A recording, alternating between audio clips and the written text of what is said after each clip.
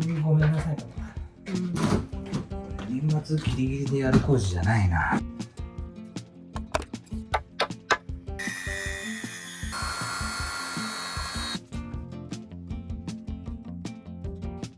2024年12月26日。朝からめっちゃ混んでる。6時に出たのに。これだけは年内に終わらせたい。そんな仕事が残っていました。おはようございます。今日はですね、築100年ぐらいかな。床が抜けそうだと。以前からお世話になってる大事なお客さんですので、家がだいぶ古いんで、ちょっと怖いですけど、頑張っていきたいと思います。皆さん、そういえば YouTube OK です？これ撮っても。顔は映さないんで。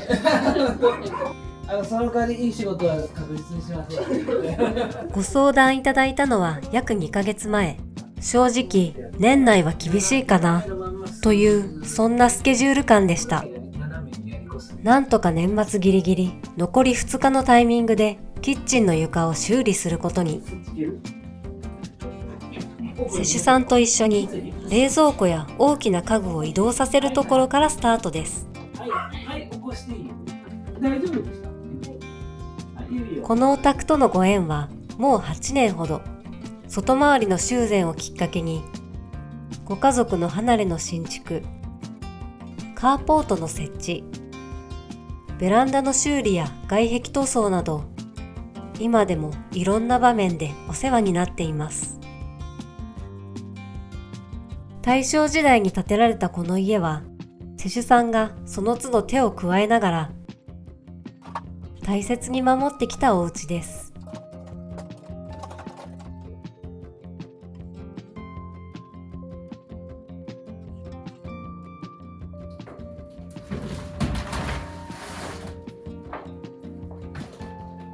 据え置きのキッチンを一度取り外します。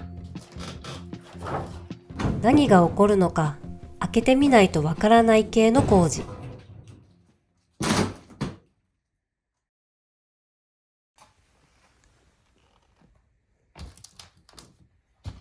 しかも年末、これは割とスリリングです。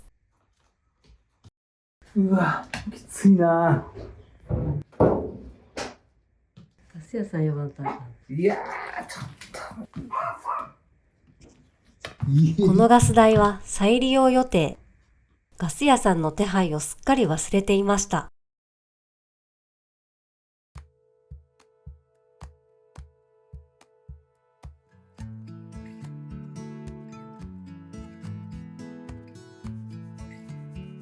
急遽ガス屋さんに連絡し、夕方には来てもらえることになりました。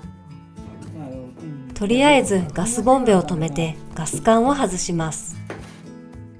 後で戻すので床の高さをきっちり記録しておきます。抜けないね。しゃあない。壊しながら外そうか。敷かれていたマットをめくると、施主さんが DIY で設置した床が現れました。普通な感じじゃない。ふわつく床をなんとか自力でしのいできたそうです。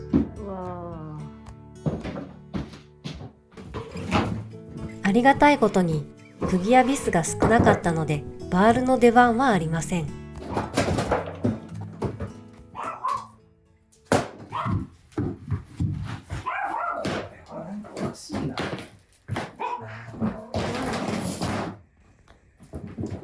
これは普通じゃない？何か起きてへん？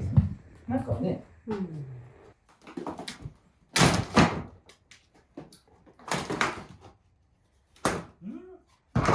なんかすっごい水抜いてるんだけど、なんだろう。カズさんがちょっと歩いただけで勝手に床が壊れていきます。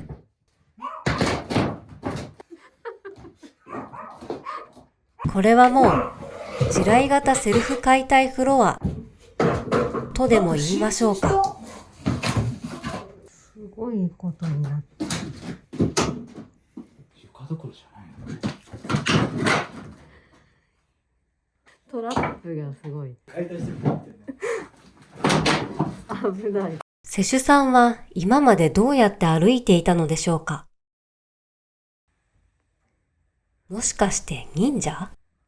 これ年末ギリギリでやる工事じゃないな。よっちゃん、できませんでしたじゃん。赤いやつやろ。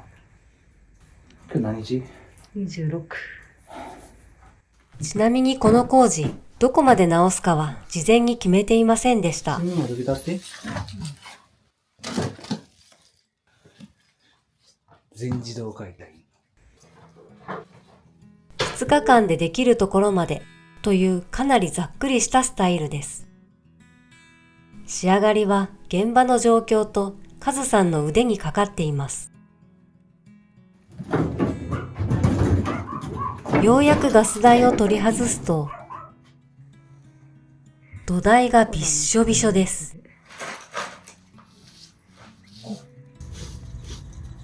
ちょうど高さ的にどう？原因がわからないまま進めることはできないので、まずは水の侵入ルートを探ります。いや、ここ怪しいね。な。ここは怪しいのか。基礎の天場と外の土間がほぼ同じ高さ。その上、基礎のモルタルに割れ目が。はい、原因はここでした。侵入口は外から塞ぐことができそうなので、中の作業はこのまま進めます。45+40は90だろ。さて、ここからが本番です。これに合わせるんだったらね。うん。コンクリート指支えだ。ほんまや。ね、水に集めるのこういうのって。うん。じゃない？なあなあ、これ土間スタイルの方が良くないか？また床張ってもそうね。同じようになる可能性がある。蓋したくないな。点検口を作るほどのあれもないからな。ウッドデッキみたいな家の中に。元も子もない会話です。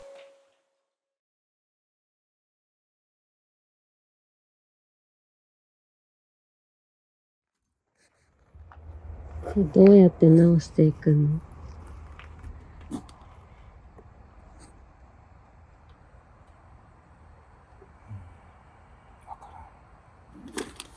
わからん。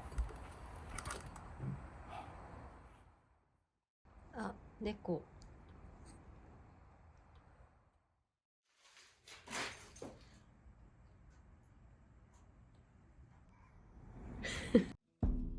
床の解体が終わり、まずは基準となる高さを出します。床から740だったから。目安にするのは、もともとガス台が置かれていた位置。FL だって。そこを基準に水平を取り、すべてがちゃんと収まるかをチェックします。これはベストぐらいよね。この最初の見極めが、後の作業を無駄なく進める上でとても大切です。96の位置。図面はなくても脳内フル 3D。カズさんの頭の中で完成図ができたようです。材料を取りに戻る時間はないので、使えそうな材を予測していろいろ積んできました。今回は45ミリ角の根太材だけで床を組みます。まずは根太を三尺ピッチで並べ、それらを大引きとします。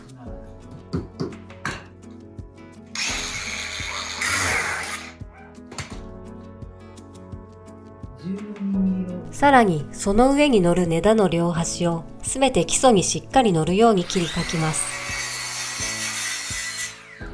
14ぐらい。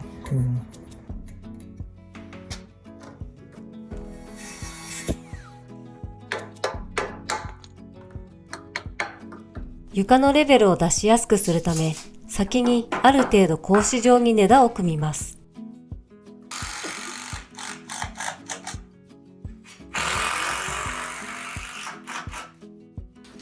向こうから501番。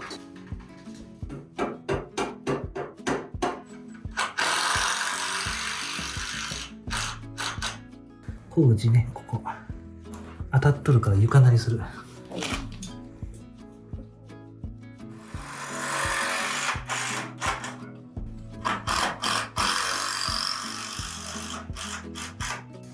特殊なやり方でやってます。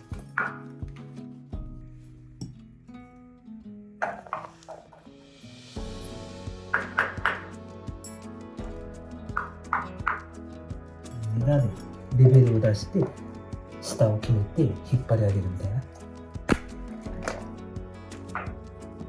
最初めんどくさいけどね。僕が聞くのはこの土台しかないので、だからこの根枝を先行に決める。今回は大引きを固定する場所がないため、先に根枝を外周部の土台に水平に取り付けます。一本一本レーザーで高さを見ながら基礎部分にぴったり乗るように切り欠き、土台へ斜め打ちでしっかり固定します。基礎が水平ではないため、約20本ある根枝の切り欠き寸法はすべてバラバラです。それぞれの小口を基礎に合わせて切り欠きます。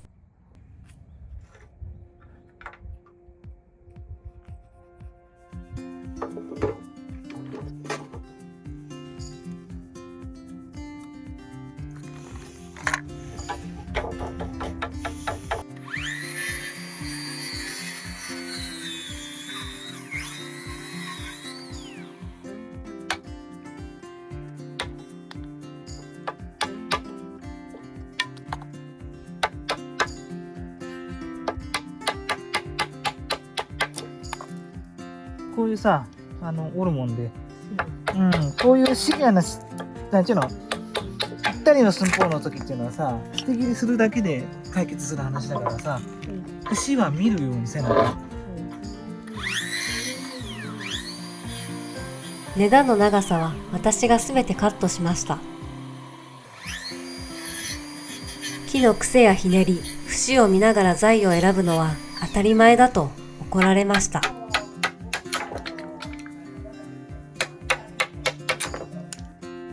今回は床レベルの炭や根枝の炭などはすべて省略です。というより、その時間がありません。積んであった DCK のインパクトドライバーを試しに使ってみましたが、最後の増し締めが甘い感じです。DIY なら十分そうですが、結局ここは慣れたマキタに戻しました。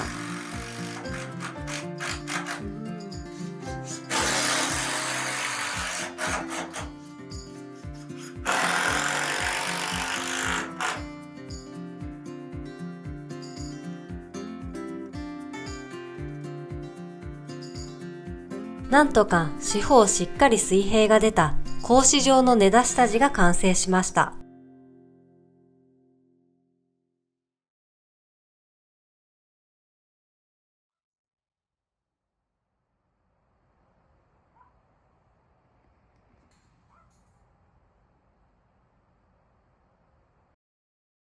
次は大引きを土間に固定します。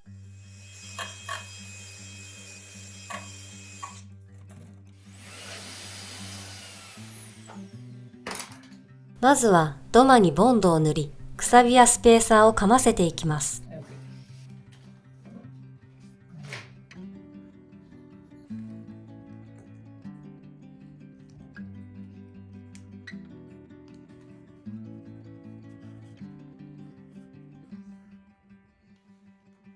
根枝を霧で掘り込み、ハンマードリルで土間まで下穴を開けます。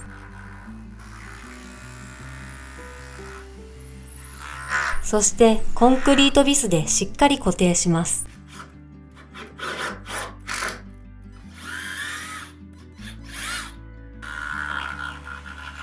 根枝に下穴を開けるのはビスの長さがやや足りない分、効きを良くするためです。マキタのハンマードリルは忘れたのですが、別の撮影用に積んであった DCK がしれっと活躍してくれました。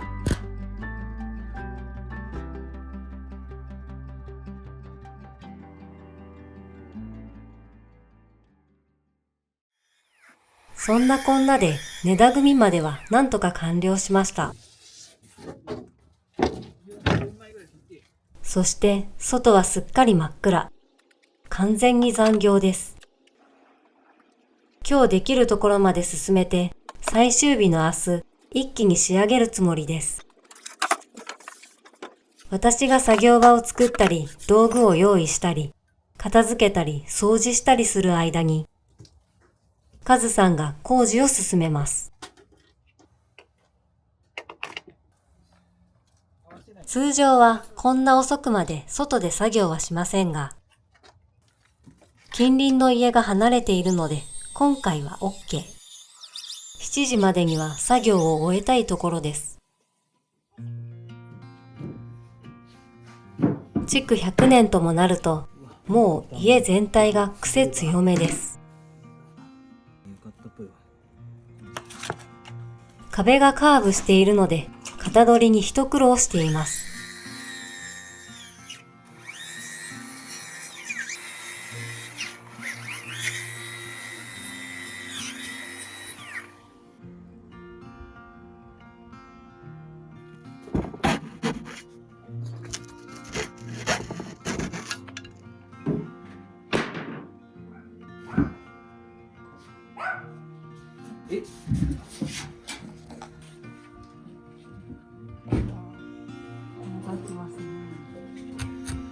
こうね。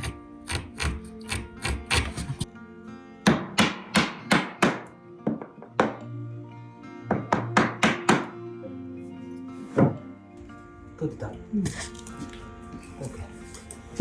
いいじゃん。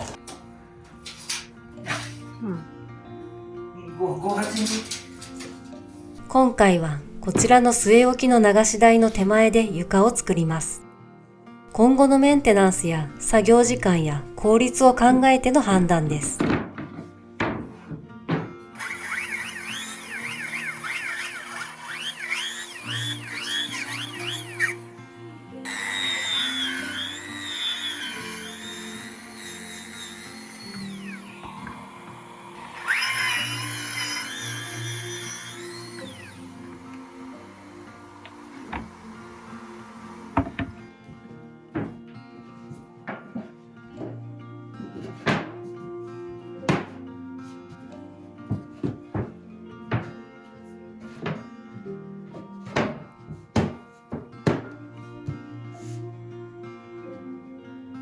1日目、床合板の仮伏せまで終わり、なんとか形になりました。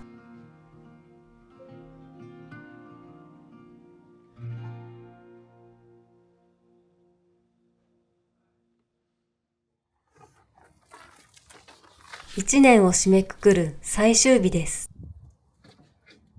空気がピリッと冷たく、身が引き締まります。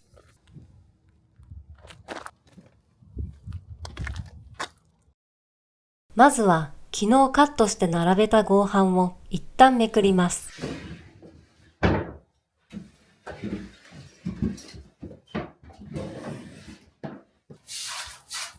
なんか YouTube とかやりだしたらもうちょっとのものが全部気になっちゃってさ。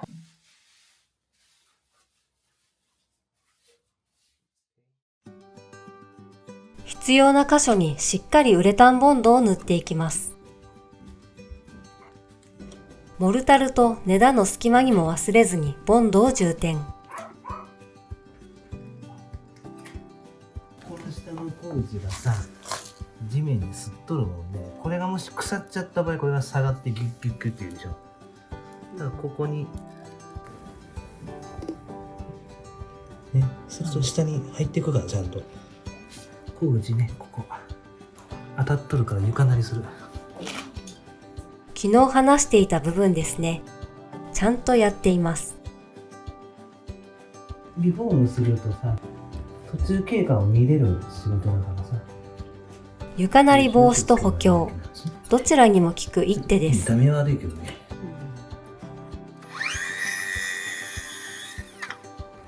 これがないとどうなの？人によってはさ、ジョイント部分も入れる人、ご飯と。そんなことだとったらキリがない。一番出入り口のここはもう毎回踏むから、だから入れるぐらいでね。壁際にはたわみ防止の駒材を入れます。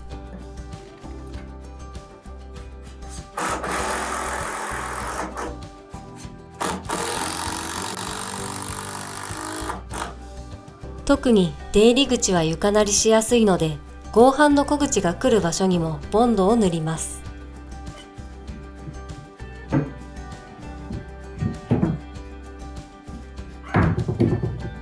こんなんもう無理。ちょっとそしてこの日もウレタンボンドに文句を言っています。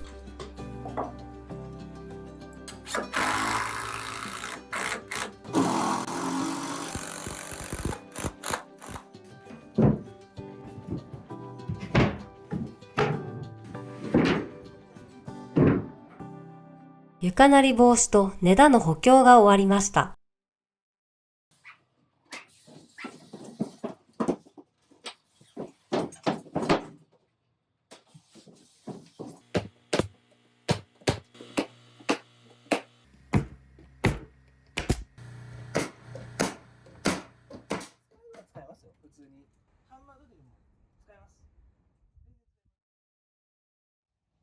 今回使う床材です。使うかどうかはわからないけど、一応用意していた至って普通のフローリングです。幅木を回すのもそれはそれで手間なので、隙間なしの突き付けで貼っていきます。貼り始めはよく切れる刃を使うのが鉄則。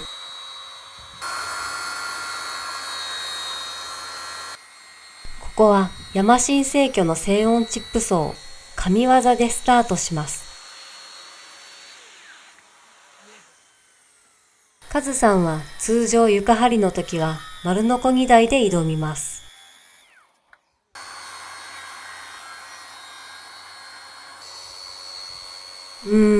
何かがおかしい。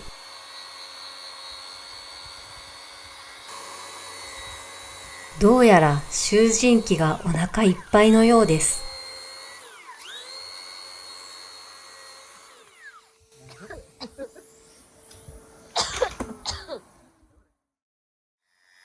昨日の残業のおかげで今日は時間的にも気分的にも余裕があります。昼過ぎには作業を終えてガス台や冷蔵庫を元に戻します。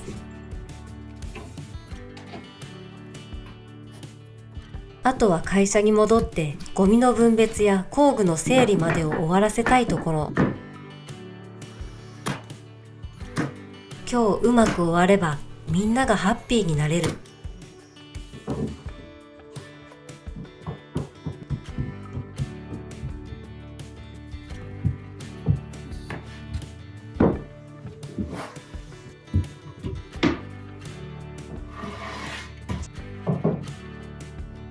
床下地に苦労した分、壁の癖を分かっているので、最初の1列目と2列目は一発でバシッと決まりました。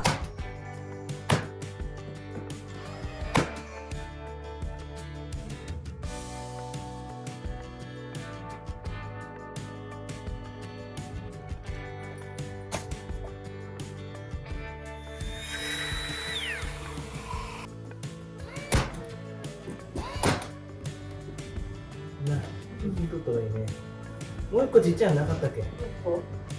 壁が曲がっている箇所もできるだけきれいに合わせていきます。ここから寸法を取る感じ。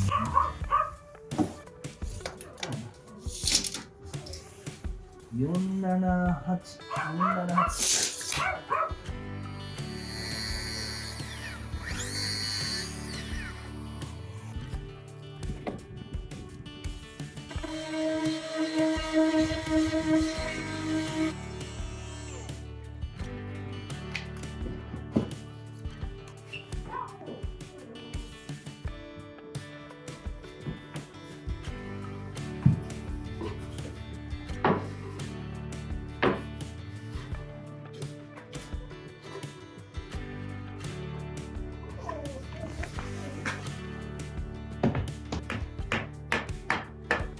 ぴったり収まって綺麗に見えますが、これは悪い例です。そうだな。詰まりすぎて短辺が若干突き上がっています。27、4でね。ここは最終的にコーキングを打つので少し緩めに切ることにしました。27、4でもう入れちゃうわ。本当だ。何これ。床材に傷がついているのを発見。やめよう。こういうこともあるので、材料は一坪多めに用意します。でも不思議なもので、多めに持ってくると大体使いません。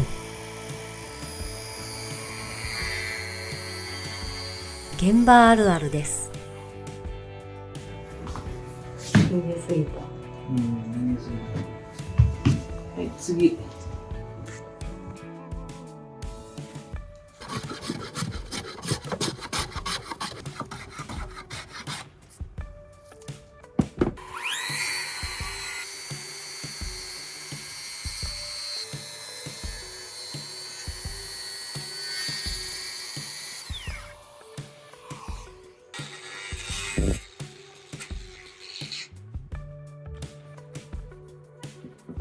針じまいに差し掛かりました。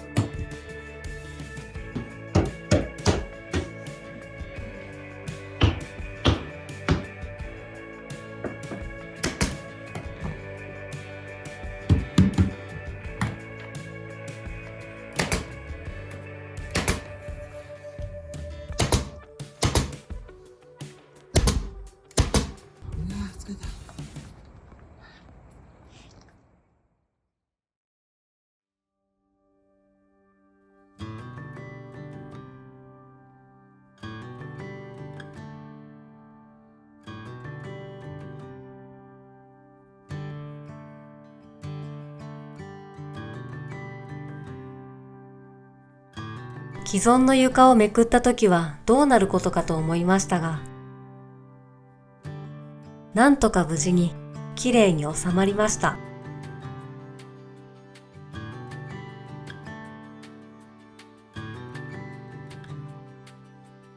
もちろんもっと手をかけたい部分もありましたが、新しい床で年を越してもらえることができ、ほっとしています。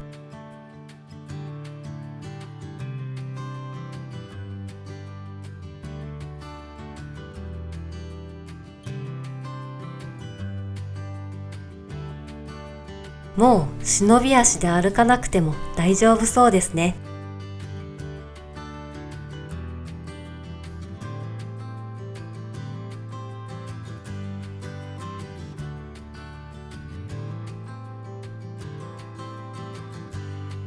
チャンネル登録お願いします。ご視聴ありがとうございました。